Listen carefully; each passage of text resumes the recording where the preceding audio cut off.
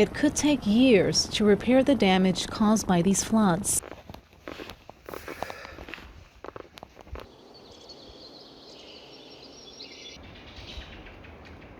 On the ground, the destruction is extensive. With this river, we won't hear them coming.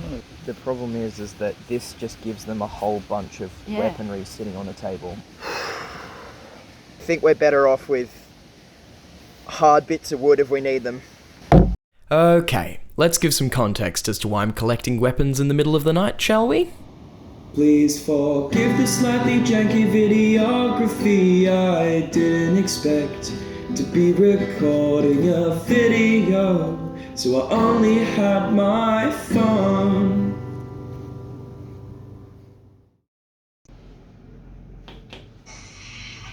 Door locked. Your maximum use time is 20 minutes.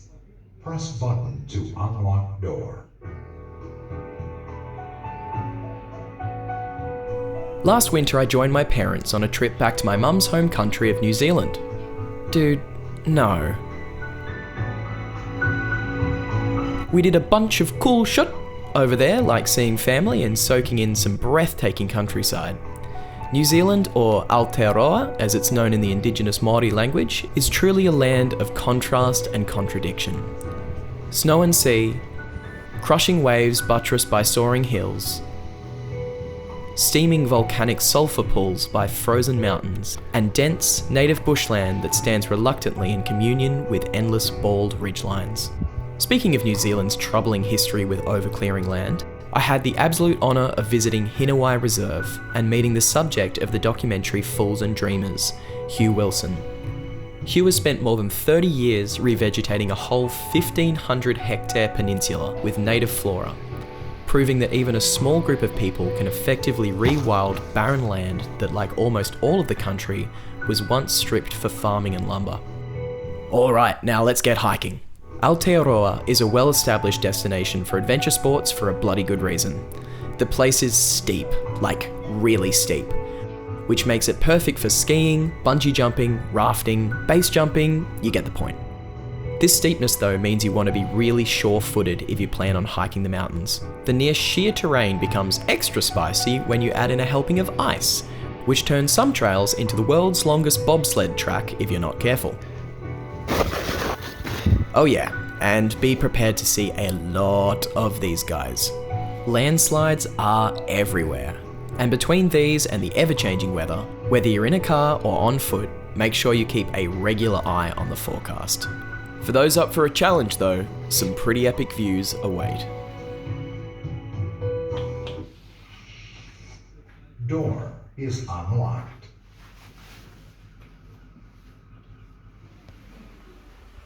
Thank you for using Exolute.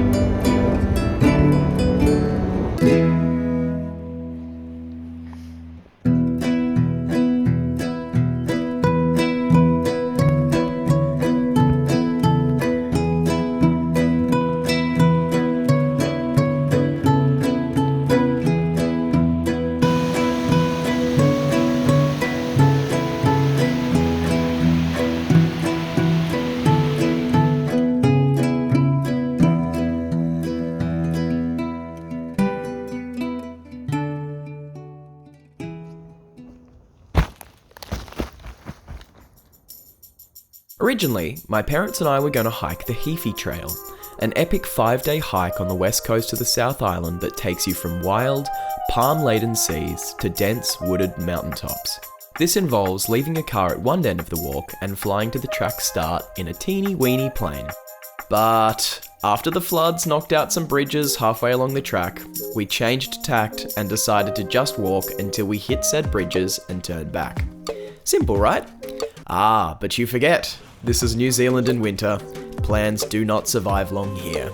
I was preparing his morning tea when there was an almighty bang. And I almost myself in the bed. Yep, that's right. A couple of days before we were due to set off, a big round of storms swept through the South Island, causing huge amounts of damage and making boats forget which of the 4 elements they were supposed to reside on. Now, my parents and I come from stubborn stock, so we were able to delude ourselves for a few hours while the carnage played out on the television behind us, but soon we had to conclude that 100km/h winds, sub-zero daytime temperatures, and guaranteed mud-inducing downpours was not something that sane people walked out into. So after some renegotiation with the weather, we switched tact and set off on the Queen Charlotte track. This stunning trail, located in the sprawling fingers of the Marlborough Sounds, begins with a water taxi drop-off at Chips Cove and ends 74 kilometres later in the township of Anakiwa. After a quick stop at the dystopian dunny from the intro, we hopped on the boat and headed for the trailhead. Blue skies and a distinct lack of snow reaffirming our choices. By the time we put boot to grass, it was almost lunchtime, so we knew we would have to dial in some serious speed if we wanted to hike the 30 kilometres to Camp 1 before nightfall. I was immediately taken aback by how stunning the sections close to sea level were. The thick jungle canopy really made me feel like I was in far north Queensland. Until I stood still for too long and lost feeling in my fingers.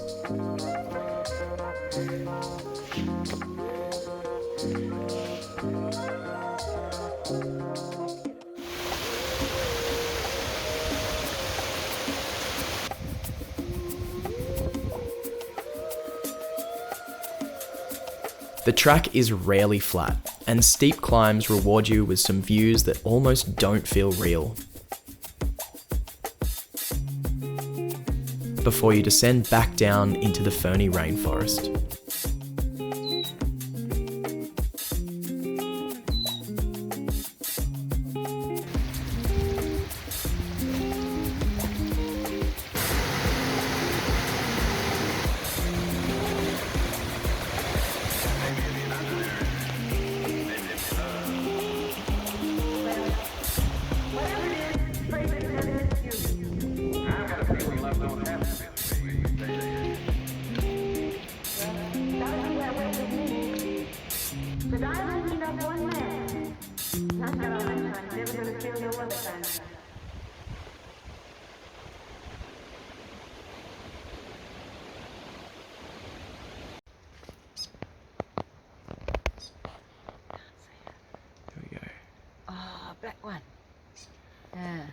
Arriving at Camp Bay campsite as the light faded, with aching feet cursing me for not bringing hiking poles, we set up camp.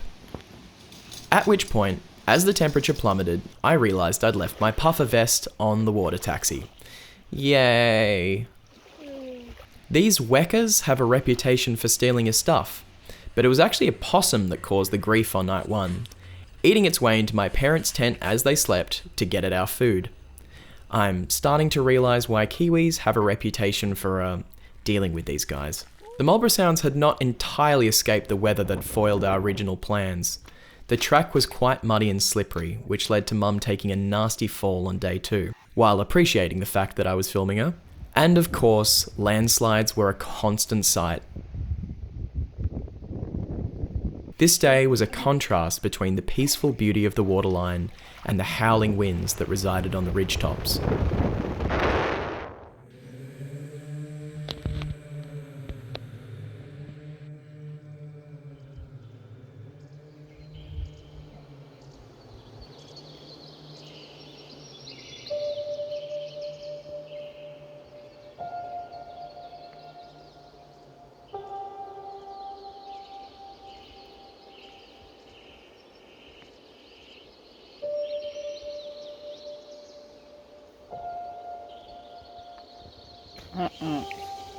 No. Yep, they steal things, guys. Imagine if they took your socks. Oh, I was enjoying that. No. Oh no! No.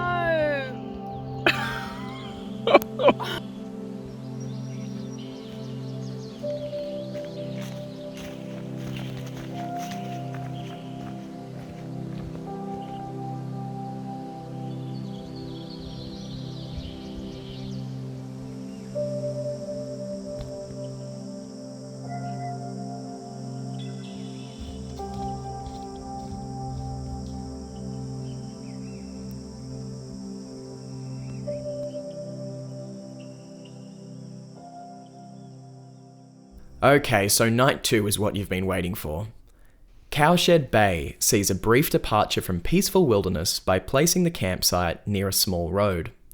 This would not have been an issue but for the unwanted company we received there. While I was braving possibly the coldest shower of my life, a local derelict in one of those giant American trucks that keeps the UAE afloat with its fuel consumption was going on a drug-fueled rampage through the campsite, probably thinking he was Ken Block. Hearing someone hurling some pretty vile abuse at my parents, I came back down to the tent to discover that junkie Ken Block and his passenger had seen my torchlight and were now threatening me and accusing me of being a spy. When our new neighbours finally cleared off, we made the decision to move our tent somewhere inaccessible by car and more hidden from the road. As we were the only people in the campsite, we also decided to collect weapons in case our crystal enthusiast friends returned. I'd be very happy to pelt the shit out of it with rocks. No, but the problem is that this just gives them a whole bunch of weaponry sitting on a table. Well, it doesn't have to sit here. Yeah. It can be next to our But I think even next to the tents is a problem. With this river, we won't hear them coming. After a tense but thankfully violence-free night, we set off enthusiastically away from roads and back into the breathtaking wilderness. We're almost level with Waikawa. I was especially taken aback by the sheer abundance of tree ferns on this section, and later by the contrast offered by these black beech trees against a backdrop of vibrant greens. Oh, it's from a pack. There you go, sir. Be on your way. It's going to take a long time.